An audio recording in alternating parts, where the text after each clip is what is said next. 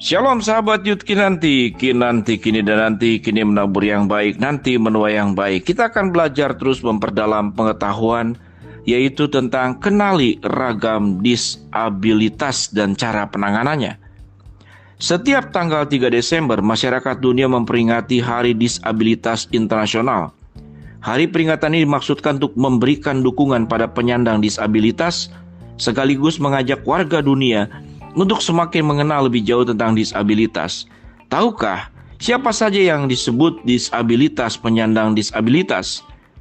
Penyandang disabilitas tidak hanya mereka yang memiliki keterbatasan fisik.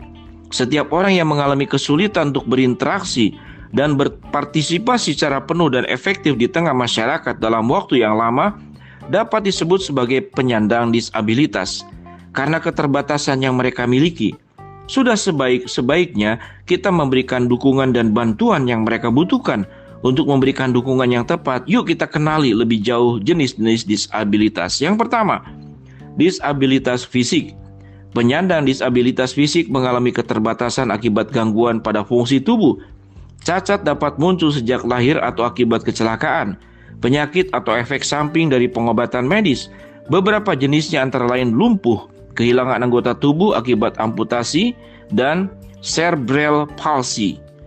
Yang kedua, disabilitas sensorik.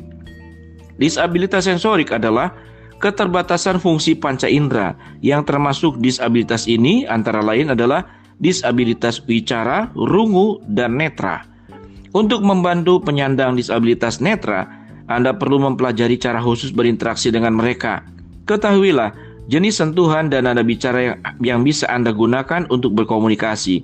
Selain itu, sebelum membantu mereka, Anda juga perlu bertanya terlebih dahulu, apakah mereka membutuhkan bantuan Anda atau tidak.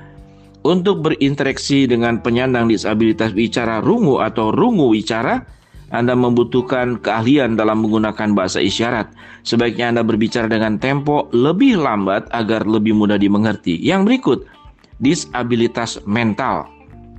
Penyandang disabilitas mental mengalami keterbatasan akibat gangguan dari pikiran atau otak. Disabilitas mental termasuk bipolar, gangguan kecemasan, depresi, dan gangguan mental lainnya. Mereka yang mengalami disabilitas mental dapat mengalami kesulitan untuk berkonsentrasi, berpikir, mengambil keputusan, dan mengutarakan isi pikiran mereka. Salah satu cara menangani disabilitas mental adalah dengan tidak menempatkan mereka pada kondisi yang rentan menimbulkan stres atau tertekan.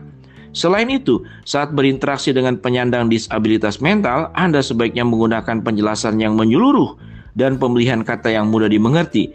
Jika perlu, Anda bisa memberikan pilihan cara penyampaian informasi, beberapa lebih memilih untuk mendengarkan penjelasan secara langsung, atau beberapa lainnya lebih mudah memahami tulisan. Terakhir, Anda butuh kesabaran dan pikiran yang terbuka untuk memahami kondisi penyandang disabilitas mental. Yang berikut, disabilitas intelektual. Disabilitas intelektual dapat ditandai dengan tingkat IQ di bawah standar rata-rata, kesulitan memproses informasi dan keterbatasan dalam berkomunikasi, bersosialisasi, dan kepekaan terhadap lingkungan. Beberapa jenis disabilitas intelektual adalah Down syndrome dan keterlambatan tumbuh kembang. Jika Anda ingin membantu anggota keluarga atau kerabat yang merupakan penyandang disabilitas intelektual, pahami terlebih dahulu bahwa mereka butuh waktu, kesabaran, dan perhatian lebih dari Anda. Pertama-tama, Anda butuh waktu untuk mengajarkan mereka memahami instruksi dasar. Berikan instruksi dalam bahasa yang sederhana dan mudah dimengerti. Selanjutnya, usahakan agar lingkungan tidak menimbulkan tekanan atau stres bagi penyandang disabilitas. Lingkungan yang terlalu berisik atau terlalu ramai dapat mengganggu konsentrasi mereka, sehingga rentan menyebabkan stres. Karena sulit mengolah instruksi dan rangsangan dari luar diri mereka, penyandang disabilitas seringkali tidak menyadari keadaan di sekitar mereka. Untuk itu, Anda perlu membantu mereka menyadari hal-hal yang sedang terjadi.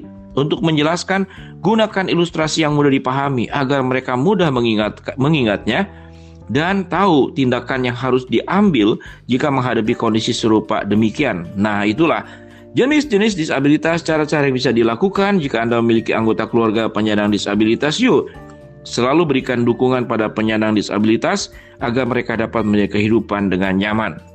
Sahabat Yud Kinanti, Menjadi seorang remaja juga harus menjadi seorang remaja yang belajar peduli kepada lingkungan, belajar peduli kepada kesusahan orang lain. Itu yang diajarkan oleh Tuhan Yesus dalam Matius 25. Kalau ada orang lapar, berikanlah makan. Orang yang tidak punya pakaian, berikanlah pakaian. Orang yang hausan, berikanlah minum. Karena kita dipanggil memang tidak hanya untuk memperhatikan diri kita sendiri, tapi mengasihi orang lain seperti engkau mengasihi dirimu sendiri. Shalom sahabat Yud Kinanti, Tuhan memberkati kita semua.